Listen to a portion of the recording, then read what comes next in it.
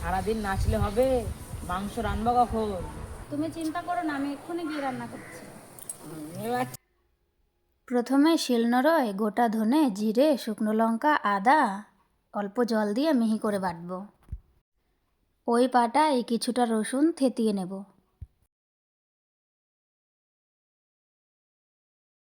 উনুনে কড়াই বসিয়ে পরিমাণ মতো জল, মাংস নুন হলুদ গুঁড়ো দিয়ে ঢেকে 1 মিনিট মতো ফুটিয়ে নামাবো।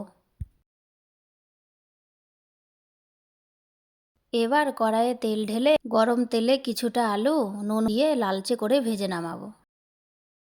ওই তেলেই ফোড়ন দিব শুকনো লঙ্কা, জিরা, তেজপাতা, ফাটানো এলাচ। কেটে রাখা পেঁয়াজ দিয়ে বাদামি করে ভাজবো। ভাজা হলে বাটা মশলা, নুন হলুদ গুঁড়ো, গোটা রসুন, গোটা পেঁয়াজ দিয়ে ভাজবো যতক্ষণ না মশলা থেকে তেল ছাড়বে।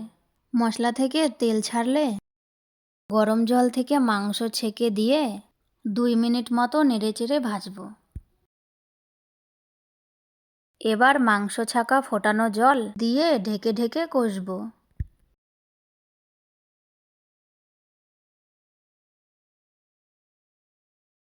কষানো হলে ভেজে রাখা আলু, টক দই দিয়ে নেড়েচেড়ে ভালো করে মিশিয়ে নেব।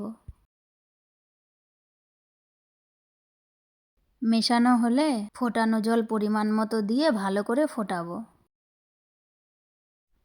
তরকারিটা ভালোভাবে ফুটে মাখো মাখো হয়ে এসেছে। এবার কয়েকটা কাঁচা লঙ্কা, গরম মশলা গুঁড়ো দিয়ে নেড়ে চেড়ে নামিয়ে নেব।